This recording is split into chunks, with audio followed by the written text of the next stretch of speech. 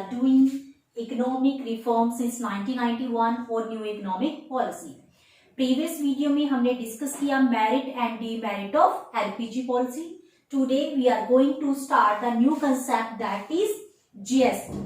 So what is the full form of GST? Goods and services tax. और India में GST कब implement हुआ? On 1 July 2017 by our honourable prime minister Narendra Modi ji.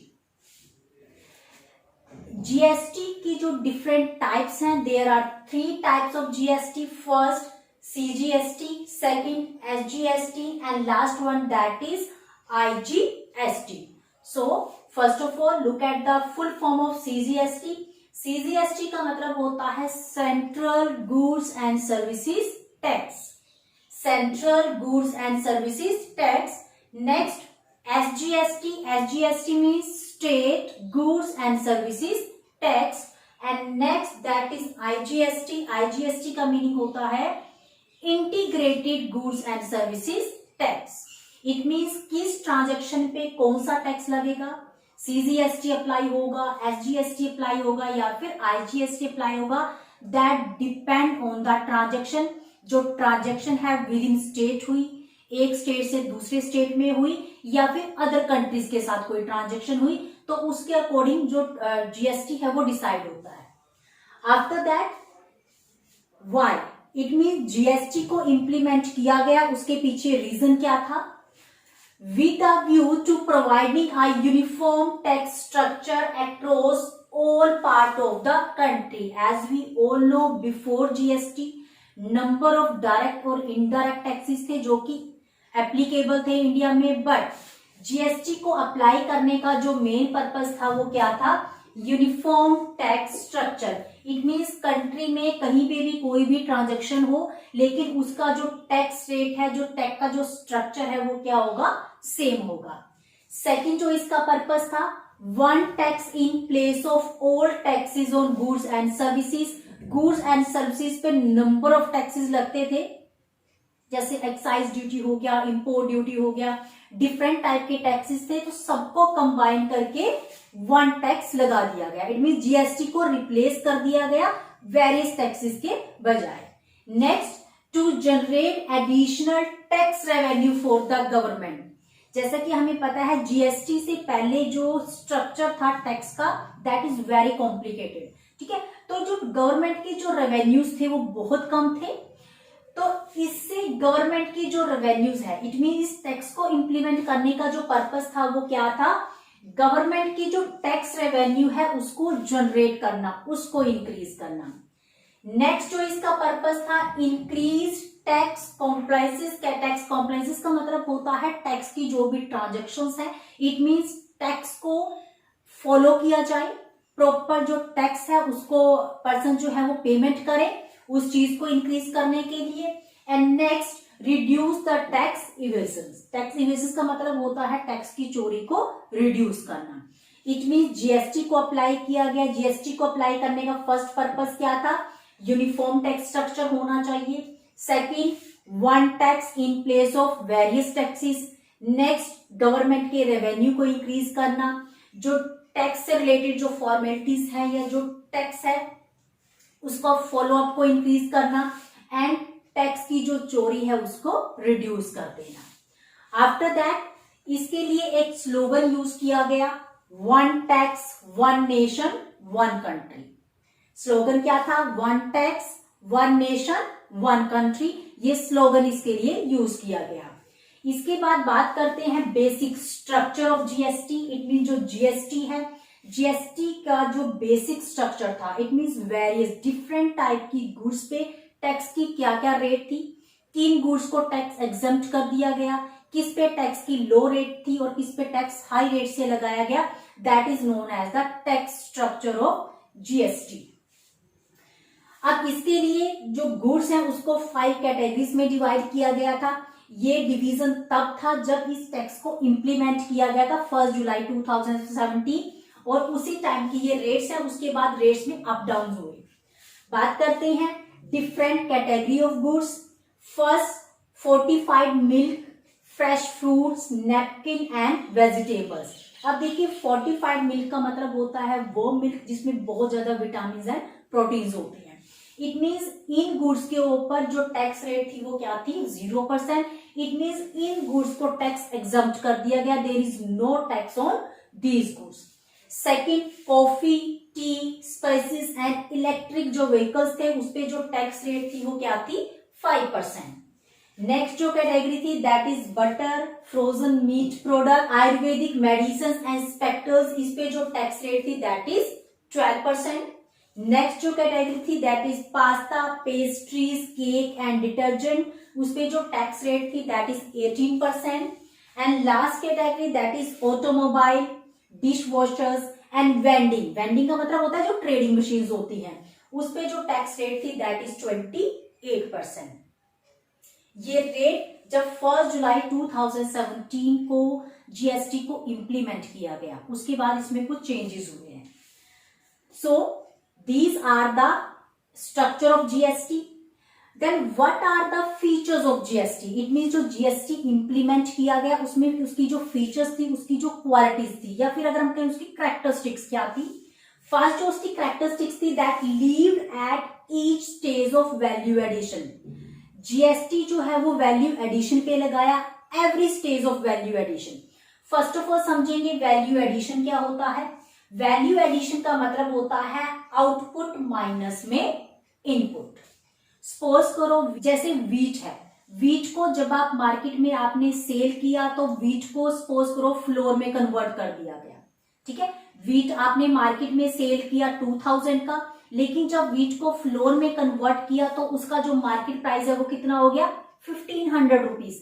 It means 1000 का तो हमने raw material ही purchase किया था, it means आपने वीट ही परचेज की थी, लेकिन जब आपने उसको फ्लोर में कन्वर्ट किया तो उसका जो मार्केट प्राइस है वो कितना हो गया 1500। इट मीन्स आपने कितनी वैल्यू ऐड की उसमें 500, तो टैक्स किस पे लगेगा 500 पे। इट मीन्स जितनी वैल्यू ऐड होगी, वैल्यू एडिशन हम कैसे निकालते हैं, आउटपुट में से अगर हम इनपुट का मतलब होता है रॉ मटेरियल, अगर हम उसको डिडक्ट कर दें तो इससे हमारे पास क्या आ जाता है value addition.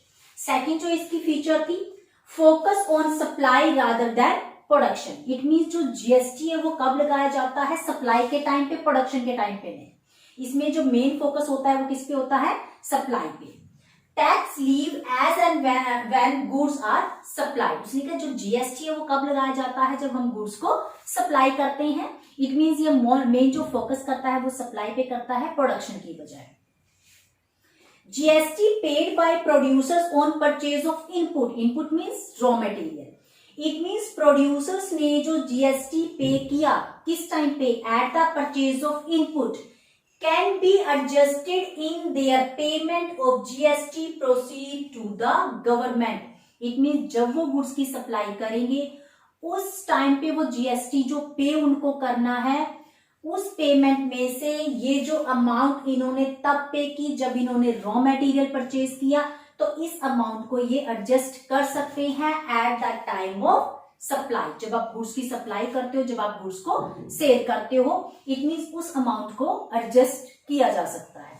So these are the features of GST. Here are some merit and demerit of goods and services tax. Let's start with its merits. GST जो कंसेप्ट था उसको अप्लाई करने से कुछ बेनिफिट्स हुए, ठीक है, कुछ उसकी डीमेरिट्स भी हैं, कुछ लॉस भी हुए। फर्स्ट ऑफ ऑल डिस्कस करते हैं इसकी मेरिट्स। फर्स्ट जो इसका बेनिफिट हुआ, ड्यू टू जीएसटी जो टैक्स जो स्ट्रक्चर था वो क्या हो गया, सिंप्लीफाई हो गया। उसके पीछे जो रीजन था that is one tax for all indirect taxes. It means different जो इनडायरेक्ट टैक्सेस थे उन सबको हटाकर, उन सबको रिमूव करके उसकी जगह एक ही टैक्स बना दिया गया, that is GST. Uniform tax structure. Uniform tax structure का मतलब होता है all over the country. It means country के डिफरेंट जो भी पार्ट है, डिफरेंट जो भी स्टेट्स थे, सब जगह टैक्स की जो रेट थी वो क्या हो गई, सेम हो गई। तो इसका एक बेनिफिट ये हुआ। Second, refund of GST on input is available to the producers. It means जैसे हमने इसकी फीचर्स में बात की थी कि जो प्रोड्यूसर्स हैं अगर वो इनपुट के टाइम पे, इनपुट परचेज करने के टाइम पे अगर वो कुछ जीएसटी पे करते हैं तो वो उस अमाउंट को एडजस्ट कर सकते हैं at the time of GST proceeds.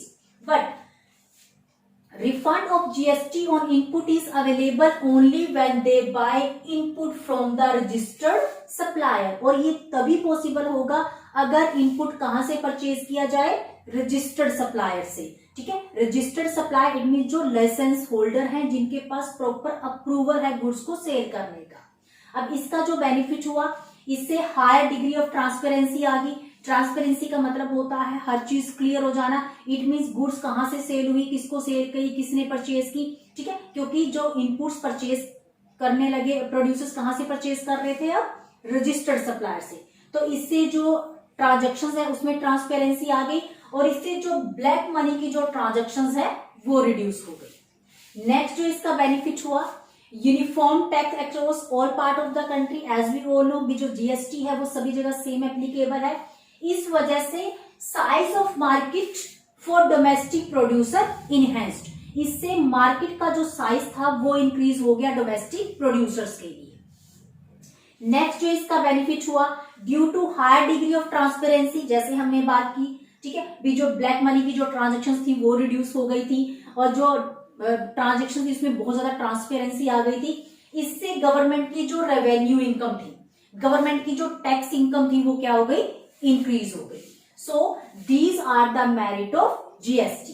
It means GST की वजह से टैक्स स्ट्रक्चर सिंप्लीफाई हो गया, यूनिफॉर्म टैक्स स्ट्रक्चर आ गया, रजिस्टर्ड जो सप्लायर्स थे उनसे गुड्स परचेज करनी शुरू कर दी, इससे ट्रांसपेरेंसी आई, ब्लैक जो मनी थी उसको कंट्रोल कर लिया गया. ठीक है, इससे जो डोमेस्टिक प्रोड्यूसर्स थे उनके लिए मार्केट का साइज इंक्रीज हो गया और साथ ही साथ गवर्नमेंट की जो रेवेन्यू इनकम है वो भी इंक्रीज हो गई. बट साथ ही साथ इसके कुछ डीमेरिट्स भी हुए. ठीक है, demerit in the sense of जब भी हम किसी न्यू पॉलिसी को इंप्लीमेंट करते हैं तो चेंजेस आर रिक्वायर्ड. ठीक है, टाइम टू टाइम हमें उसकी कमियां पता चलती है और हमें साथ के साथ कुछ चेंजेस करने पड़ते हैं.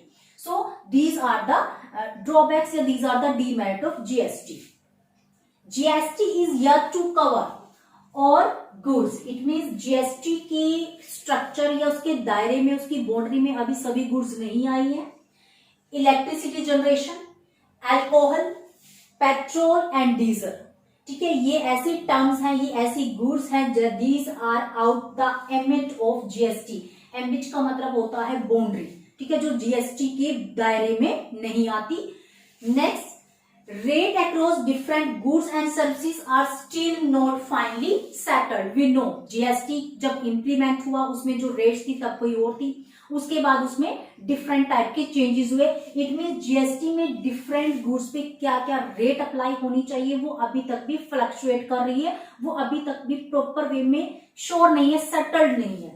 That's why it effect the decision making of the producers. ठीक है, जो जिन्होंने गुड्स की प्रोडक्शन करनी है ये उनके डिसीजन को इफेक्ट करती है. इट मीन मे भी हो सकता है इन फ्यूचर गवर्नमेंट जीएसटी की रेट को इंक्रीज कर दे या डिक्रीज कर दे, तो हमें किन गुड्स की प्रोडक्शन करनी चाहिए, किस में हमें ज्यादा इन्वेस्टमेंट करना चाहिए, तो ऐसे वाले डिसीजन को ये इफेक्ट करती है.